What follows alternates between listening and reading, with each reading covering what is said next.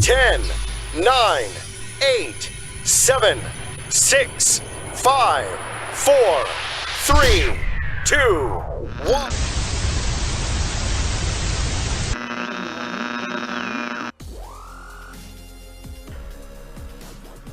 Before we talk about Y2K, I'd like to begin with the history of modern computers. In 1939, Hewlett-Packard is founded.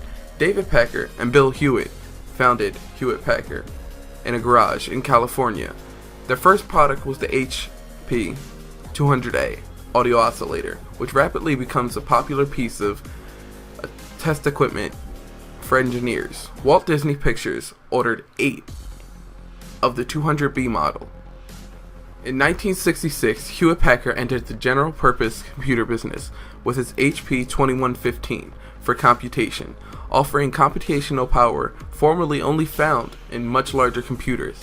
In 1971, the Kenback One was created, the first personal computer advertised for $750 in the Scientific American, designed by John V. Blankenbaker, using standard and medium-scale integrated circuits.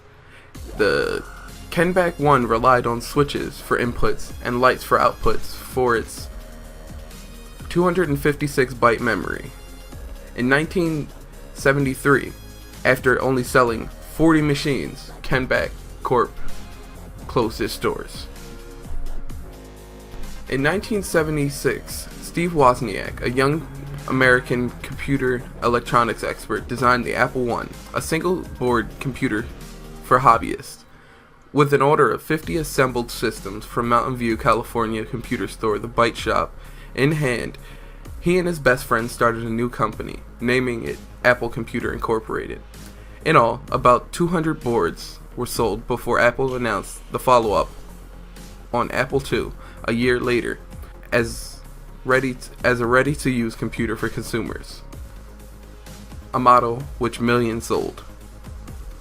In 1977, the Apple II became an instant success when released in 1977 with its printed circuit motherboard, switching power supplies, keyboard, case assembly, manual, gamepads, AC power cord, and a casted tape with the computer game Breakout. When hooked up to a color television set, Apple II produced brilliant color graphics. In 1979, Atari introduces the Model 400 and 800. Shortly after delivering the Atari VCS game console, Atari designed the two microcomputers with game capabilities, the 400 model and 800 model. The two machines were built with the idea that the 400 would serve primarily as a game console and the 800 a home computer. Both sold well, though they had technical and marketing problems and faced strong competition from the Apple II. In 1981, IBM introduced its PC, igniting fast growth in the personal computer market. The first PC ran on a 4.7 MHz Intel 8088 microprocessor and used Microsoft MS-DOT operating system. And this was just the beginning of the ever-expanding revolution of computers, and leads up to Y2K. But what is Y2K, and what does it mean? Y2K was a problem for both digital, computer-related, and non-digital documentation and data storage situations, which resulted from the practice of abbreviating 4 digits for 2. For example, the year 1927 will be abbreviated to 27 to save space. But what made this so important? Let's find out. Firstly, the practice of representing the year with 2 digits becomes problematic with logical errors arising upon rollover from 99 to 2000. This would cause some date-related processing to operate incorrectly for dates and times after January 1st, 2000, and other critical dates which were build event horizons. Without corrective action, long working systems will break down when the 97, 98, 99, 00, the ascending number assumption suddenly became invalid. Secondly, some programmers misunderstood the rule that determines whether years are exactly divisible by 100 are leap years, and assuming the year 2000 would not be a leap year, although most years are divisible by 100 are not leap years. If they are divisible by 400, they are leap years. Thus, 2000 was a leap year. Companies and organizations worldwide checked, fixed, and upgraded their computer systems. The number of computer failures that occurred when the clocks rolled over to 2000 in spite of remedial work is unknown. But what was the need for this abbreviation?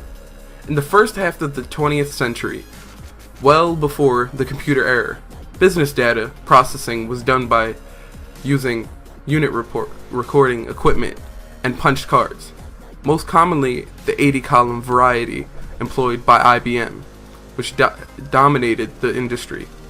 Many tricks were used to squeeze the data into fixed 80-character records, saving 2 digits every date.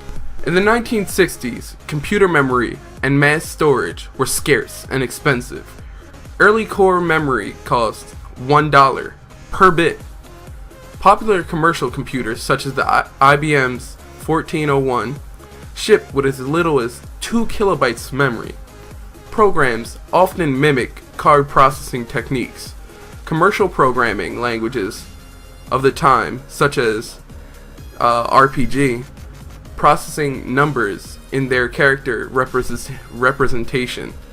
Over time, punch cards were converted into magnetic tape and then disk files. But the structure of the data usually changed very little. Data is still input using these punch cards in the mid-1970s. Machine agricultures, programming languages, and application designs were evolving rapidly. Neither managers nor programmers of the time expected their programs to remain in use for many decades. Realization that the databases were a new type of programming with different characteristics had not yet come. There were exceptions, of course. The first person known publicly to address this situation was Bob Beamer, who had noticed the problem in 1958 as a result of working with a certain software. He spent the next 20 years trying to make programmers, IBM, US government, and the ISO aware of the problem, with little result. This included recommendation that the way they put the dates together should be used specifically for 4-digit dates. Despite the magazine articles and subjects from 1970 onward, the majority of programmers and managers only started recognizing Y2K was a looming problem in the mid-1990s. But even then, interior and compliance caused it to be mostly unresolved until the last few years of the decade. In 1989, Eric Nogum was instrumental in the assurance that Internet Mail used a 4-digit representation of years by including strong recommendation to this effect in the Internet host requirement documents. But what really happened on Y2K? Did anything at all happen? When the clock struck 12, very minor problems happened with such programs as Microsoft Excel, the C+ program, and very few like JavaScript. But these things were minor in comparison to what was expected to happen. So we got well off on Y2K. I guess the better question would be, what was supposed to happen? Running theory is that Y2K was the end of all computers. All computers would reset and crash, causing there to be no technologies. Planes would crash, bombs would fire, and modern civilization would come to an end.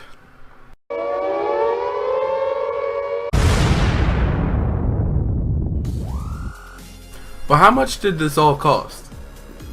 All these problems needed to be fixed. So who paid for it, and how did it get done? The United States alone had spent $100 billion on Y2K fixes when the year 2000 dawned, and nothing extraordinary went wrong. Even though that was the plan, many wondered if money spent was worthwhile. Top US government and private sector technology experts say that the money was well spent. When nothing happened, they proved their point that the computer glitches were fixed. Commerce Department estimated that in November, that Y2K costs about $365 per person in the United States. That's a total of $100 billion by next year.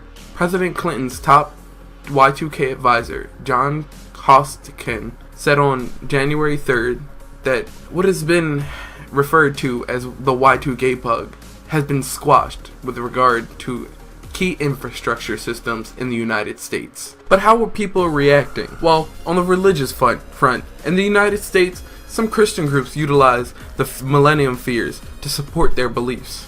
Most modern churches didn't give a statement for the year 2000 problem besides the warning to stay prepared.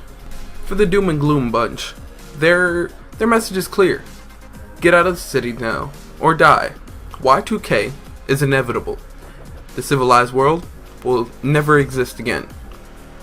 No longer was there a question whether the bug could be fixed or not, but instead the focus on the consequences of complete failure of all computer systems. They urge everybody to be prepared.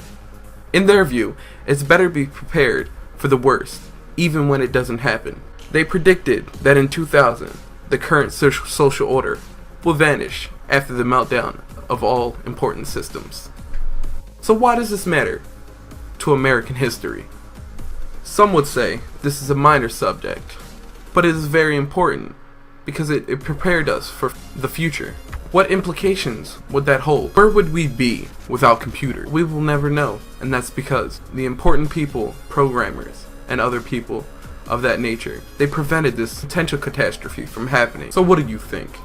What would have happened if all computers crashed? What would life be like?